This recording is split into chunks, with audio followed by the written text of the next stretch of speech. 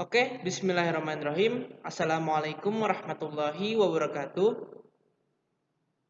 Perkenalkan, nama saya Atif Arazal Fatah, mahasiswa program studi pendidikan sejarah, Fakultas Keguruan dan Ilmu Pendidikan, Universitas Muhammadiyah Profesor Dr. Hamka.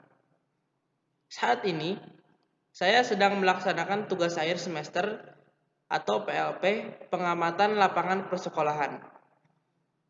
Dikarenakan kondisi dan situasi sedang dilanda wabah COVID-19, maka tugas PLP ini dilaksanakan secara daring. Wawancara, pengamatan, serta dokumentasi dilakukan secara daring atau online, sehingga selama proses PLP, kegiatan diutamakan mengikuti protokol kesehatan pencegahan COVID-19.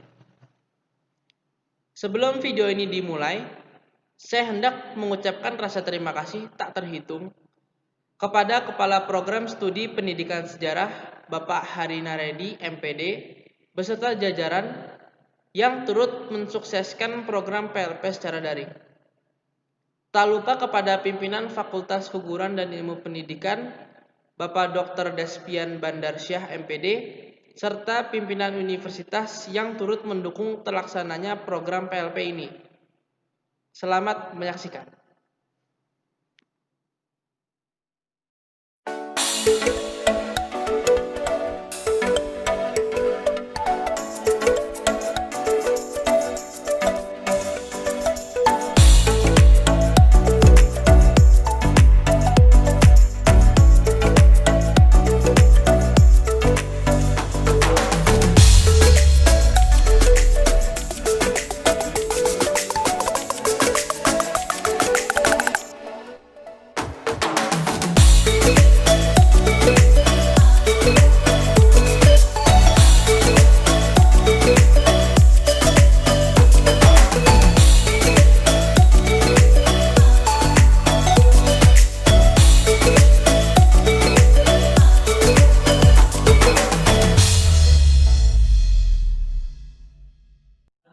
Sebelum kita mulai wawancara, Pak, izinkan kami memperkenalkan diri dulu.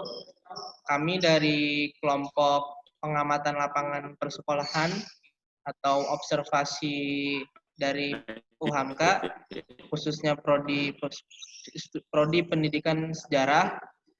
Kami akan melaksanakan wawancara terkait sekolah yang kami lakukan sebagai observasi dan Bapak sebagai selaku kepala sekolah dari SMA 15 Muhammadiyah ya Pak ya. Saya sebagai host yaitu Atif Arizal Fatah. Selanjutnya ada Haidul Sastra Kamil dari kelompok kami juga, dari program studi sejarah juga sama dengan saya. Selanjutnya ada dari Bimo Raffi Widianto, sama juga dari kelompok kami, kelompok magang PLP 1. Lalu juga ada Fadlan Fatin dari kelompok kami juga. Selanjutnya kita langsung boleh saja ke Bapak untuk memperkenalkan diri dulu. Oke, nama saya Asrunas Imran. Ya, tempat tanggal lahir saya itu lahir di Bima, tanggal 10 Agustus 1964. Saya tinggal sekarang ini di Kunciran, Kota Tangerang. Saya kira itu.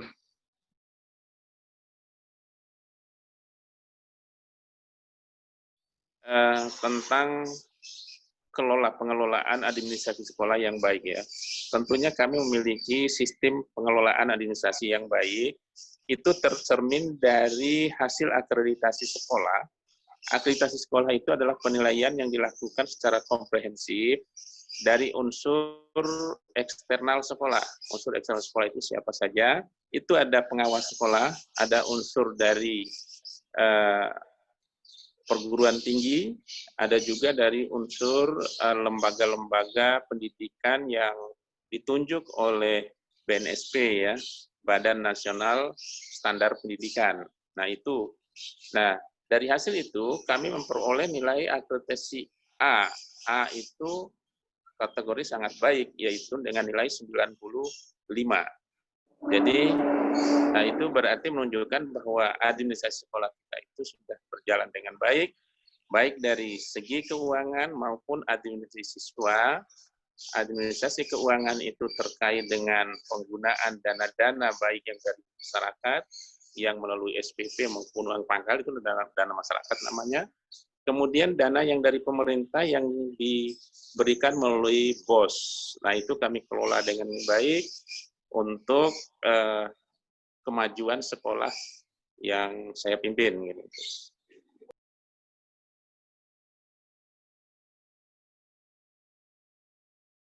Ya, pada pagi hari ada sebelum masuk ya dalam kondisi sebelum pandemi ini, kalau di sekolah kita akan melakukan literasi kita itu membaca Al-Quran.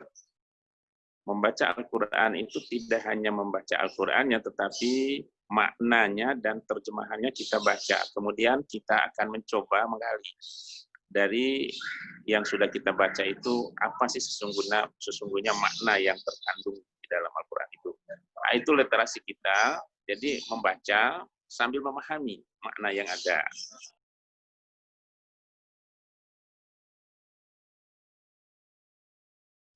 Jadi kalau di SMA Muhammadiyah 15, karakteristik anak itu kan pasti berbeda ya. Jadi untuk kategori laki-laki sama perempuan saja itu sudah berbeda gitu. Bahkan untuk setiap level gitu ya, untuk kelas 10, kelas 11, dan kelas 12 itu biasanya punya ciri khas yang juga berbeda-beda gitu ya. Secara umum sih mungkin karakteristik dari siswa SMA itu memang adalah siswa yang sedang tumbuh gitu ya, sedang tumbuh dan mereka sedang mencari jati diri hingga mereka kalaupun nakal gitu ya, itu nakal yang sifatnya seperti anak-anak yang mencari perhatian gitu. Secara umum mungkin seperti itu karakteristiknya.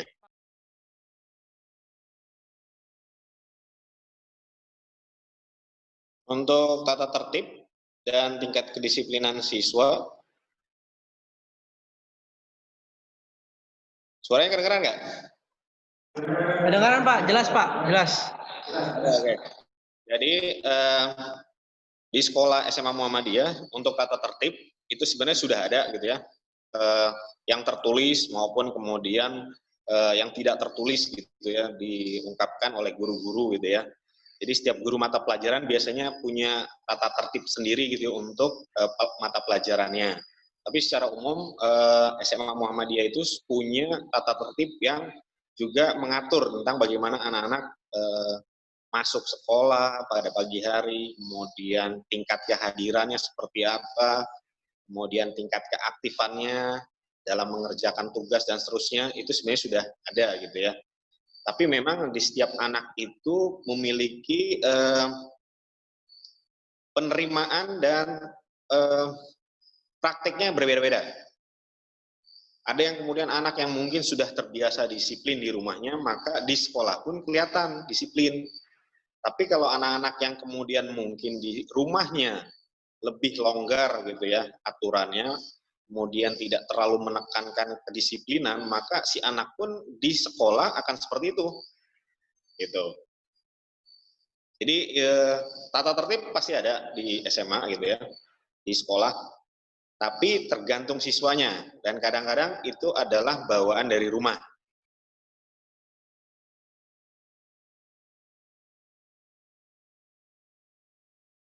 Aku mau jawab nih, kalau kebiasaan kita itu setiap pagi, alhamdulillahnya baca Al-Quran.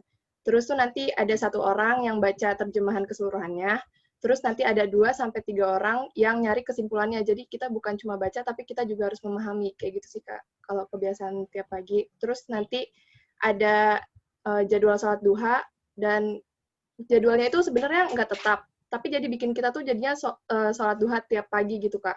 Kayak gitu sih kalau kebiasaan yang ada di Muhammadiyah.